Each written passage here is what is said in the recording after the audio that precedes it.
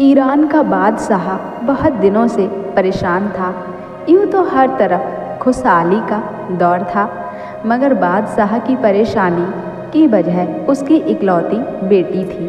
हर बाप की तरह बादशाह भी बेटी की शादी करके अपने फ़र्ज को पूरा करना चाहता था, लेकिन शहजादी ने भी एक ऐलान कर रखा था कि जो शख्स शहजादी के 3 सवालों के जवाब देगा, शहजादी उसी से शादी करेगी। आसपास के रियासतों के कई शहजादे आए, मगर सबके सब नाकाम लौट गए। उस मुल्क में एक नौजवान रहता था जिसका नाम आजम था। उसने अपने वालिद से कहा कि वह भी अपनी किस्मत आजमाना चाहता है। आजिम के वालिद एक आलिम थे। वह बरसों से लोगों में इल्म की रोशनी बांट रहे थे। मुल्क फारस का वजीर आजम बड़े बड़े दरबारी और शहर के काजी भी उनके शागिर्द थे। बाप ने बेटे की ही ख्वाहिश देखी तो बोले, बेटा अगर तुम नाकाम लौटे तो तुम्हारा कुछ नहीं जाएगा, मगर लोग कहेंगे कि एक आलिम का बेटा नाकाम हो गया। आजम अपने वालिद से कहने लगा, बाबा बड़े बड़े शहजादे लौट गए, अगर मैं नाकाम भी हो गया तो क्या हुआ? यह तो एक मुकाबला है, चाहे जो भी जीते शायद वह खुश नसीब मैं ही हो जाऊं। आखिर बाप को बेटे की जिद माननी पड़ गई। आजम खुशी खुशी महल की तरफ चल पड़ा। शहर भर में यह खबर जंगल की आग की तरह फैल गई और सही वक्त पर महल लोगों से खचाखच भरा हुआ था। बादशाह तख्त पर बैठा था। मलिका आलिया भी महल में मौजूद थी। वजीर हमीर, दरबारी और आवाम सब दरबार में मौजूद थे। आखिर शहजादी ने अपना पहला सवाल कर डाला। उसने शहादत की उंगली पिज्जा में बुलंद की। आजम कुछ देर खामोश रहा, फिर शहादत वाली उंगली के बराबर वाली उंगली फिजा में बुलंद की। यह देखकर शहजादी मुस्करा उठी और मलिकाए आलिया बोली, शाबाश नौजवान, पहला मरहला कामयाबी से तय कर लिए हो। दूसरे सवाल के लिए शहजादी कुर्सी से उठी और हाथ में तलवार लेकर हवा में लहराने लगी और कुछ देर बाद वह दोबारा अपनी जगह पर आकर बैठ गई। बादशाह समेत हर दरबारी की नज़र आजम पर थी। आजम खड़ा हुआ और अपनी जेब से कलम निकालकर फिजा में बुलंद कर दी, शाबाश नौजवान, यह जवाब भी दुरुस्त है। मलिका आलिया की आवाज़ दरबार में उभरी। उसके बाद दरबार में मुबारक हो की गूंज उठने लगी। वह सवाल क्या थे और उनके जवाब क्या थे?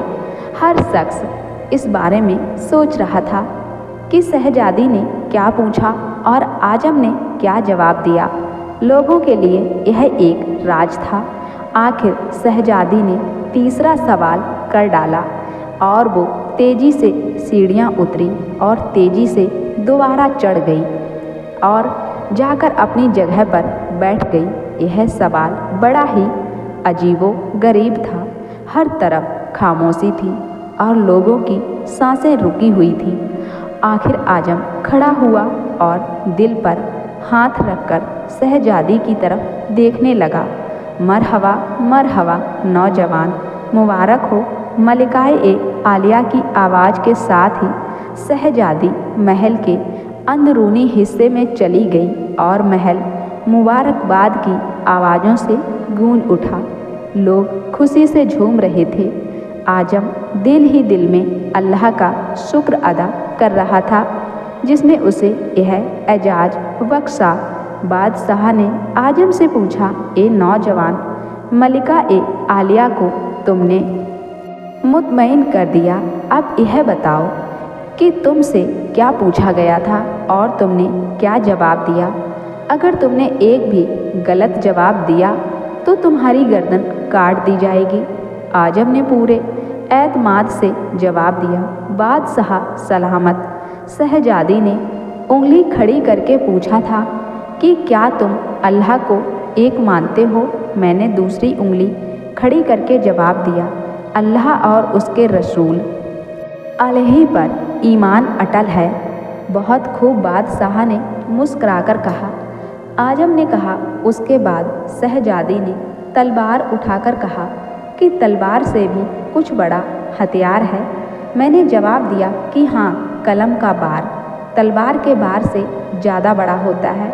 माशा अल्लाह, नौजवान, तुमने हमारा दिल जीत लिया। यह साबित कर दिया कि जाहो जलाल की इल्म के आगे कोई हैसियत नहीं। लेकिन यह बताओ, तीसरा सवाल क्या था? बादशाह ने हौसला नहीं अफजाई करते हुए पूछा। आजम ने आसमान की तरफ देखा और कहा, बादशाह सलामत शहजादी दरबार की सीढ़ियाँ उतरी और दोबारा चढ़कर कुर्सी पर थक कर बैठ गई। उन्होंने पूछा था कि मैं थक गई हूँ, लेकिन मेरे जिस्म की एक चीज़ नहीं थकी। मैंने जवाब दिया, क्योंकि दिल इंसानी जिस्म में एक वाहिद चीज़ है जो पैदाइश से लेकर मौत तक बगैर थके हुए धड़कता रहता है। बादशाह ने आजम को पास बुलाकर गले से लगा लिया और बोला, ए लोगों, गवाह रहना, मैंने हकदार का हक अदा कर दिया है।